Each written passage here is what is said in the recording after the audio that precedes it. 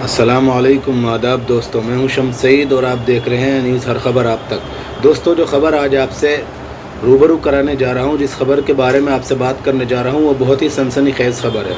दरअसल दोस्तों, जिस तरह से गो तस्करी के लिए मुसलमानों को बदनाम किया जाता था, उसकी बरअक्स और उसके उल्टी खबरें लगातार निकल कर सामने आती हैं। आपने देखा होगा कि पिछले दिनों उत्तर प्रदेश में भी कुछ गो तस्कर हिंदू थे जो उनको पकड़ा गया था और किस तरह से मुसलमानों को बदनाम करने की इस साजिश को बेनकाब किया गया था। इसी तरह की एक खबर मेवात से आ रही है। मेवात वही इलाका है जहां पिछले दिनों कुछ फसादात हो गए थे। आपको अंदाज़ा है, वहां से जो एक शेखपुर गांव है, वहां से करीब रात 2:30 बजे के आसपास गो तस्करों और गो रक्षकों के दरमियान मुठभेड़ हुई, जिसमें गो तस्कर के ज़रिए गोरक्षकों पर जो गोलियां चलाई गई, तो उसमें एक गोरक्षक को गोली लग गई, जिसका नाम सोनू निवासी रेवाड़ी बताया जा रहा है, जिसकी हालत नाजुक है और उसको जो है गुड़गांव के निजी अस्पताल में दाखिल करा दिया गया है। अब आपको बता दें कि दोस्तों, इसमें गोली मारने वाले भी कोई और नहीं है। गोली मारने वाले भी हिंदू हैं और गोली खाने वाले भी हिंदू हैं। गो तस्कर हैं जो वो भी हिंदू हैं, और गो रक्षक के नाम पर जो लगातार एक टीम काम करती है, आप जानते हैं उसके जो तरीक़ाकार है, उस किसी से ढके छिपे नहीं है, वो भी हिंदू हैं। लेकिन इस बार बताया जा रहा है कि जिस गो तस्कर ने गोली चलाई है, उनमें से एक गिरफ्तार हो गया है, जिसका बताया जा रहा है कालू नाम है जिसका, और उसको गिरफ्तार करने की खबर भी है।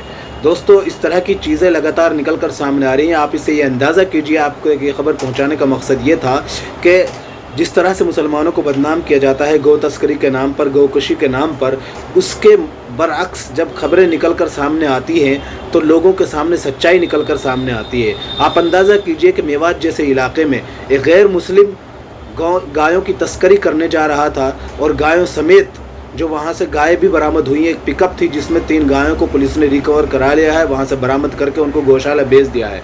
आप अंदाज़ा कीजिए कि कैसे इलाके में कहीं कुछ हिंदू गौ तस्कर गायों को लेकर जा रहे थे, जहाँ पर पहले से ही सेंसिटिव मामला है और लगातार उसको बदनाम किया जाता है। पिछले दिनों आपने देखा भी होगा कि वहाँ पर कुछ दंगे और फसादात हो गए थे, जिनको बुनियाद बाद में ये लोगों ने ये भी बनाया था कि लोग गौ तस्करी करते हैं, गौकुशी करते हैं। इस तरह के बुनियाद और बेबुनियाद दोनों तरह के आरोप लगाए गए थे। आप ज़रा सी ये रिपोर्ट देख लीजिए, आपको समझ में आ जाएगा कि किस तरह से ये सारा मामला हुआ। हमने आपको मोटी मोटी जानकारी दे दी, ज़्यादा डिटेल में ना जाते हो आपसे रिक्वेस्ट करेंगे कि आप ये खबर आखिर तक देखिए और अंदाज़ा कीजिए किस तरह से गौकुशी और गौ तस्करी के नाम पर मुसलमानों को बदनाम किया जाता है लगातार। लेकिन जब सच्चाई निकल कर सामने आती है तो इस तरह की घटनाएँ जो बड़ी सुर्खियों में आ जाती हैं, तो वो लोगों तक पहुंच जाती है, और इस तरह की न जाने ऐसी कैसी छुटपुट घटनाएं होती रहती हैं जो हम और आपको अंदाज़ा भी नहीं हो पाता है। आप जरा रिपोर्ट देखिए। गौ तस्करों और गौ रक्षा दल के सदस्यों में मुठभेड़, रक्षा दल के सदस्य को गोली लगी, हालत गंभीर। मेवात के फिरोजपुर जिला स्थित शेखपुर गांव की घटना बताई जा रही है।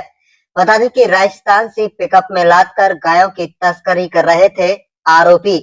बता दें कि नुह मेवात के फिरोजपुर जिला थाना क्षेत्र के अंतर्गत दिल्ली मुंबई एक्सप्रेस वे पर स्थित गांव शेखपुर में तड़के सुबह गौ तस्करों और गौरक्षा दल के सदस्यों में गायों की तस्करी को लेकर मुठभेड़ हो गई, जहां तस्करों ने बजरंग दल के सदस्यों पर फायरिंग कर एक गोली मार दी, तो घायल सदस्य को गुड़गांव के निजी अस्पताल में भर्ती कराया गया, जहां उसकी हालत नाजुक बताई जा रही है।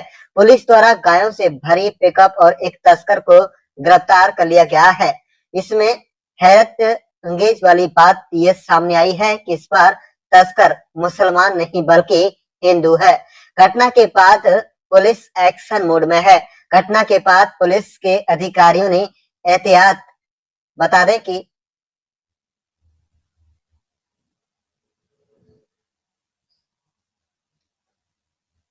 घटना के बाद पुलिस के अधिकारियों ने क्षेत्र में गश्त बढ़ा दी है। ये वही क्षेत्र है जहां विगत कुछ वर्षों से गौ तस्करी को लेकर काफी विवाद क्षेत्र में फैला था, इसलिए पुलिस किसी भी प्रकार की कोई ढिलाई नहीं बरतना चाहती। जानकारी मिल रही है कि अभी इस संबंध में पुलिस द्वारा कोई एफआईआर दर्ज नहीं की गई है। पुलिस घायलों का बयान दर्ज करने गुड़गांव गई हुई है। फिलहाल इन तस्वीरों में इतना ही दोस्तों। आगे फिर मुलाकात होगी आपसे किसी ऐसी खबर के साथ। तब तक के लिए जय हिंद, धन्यवाद।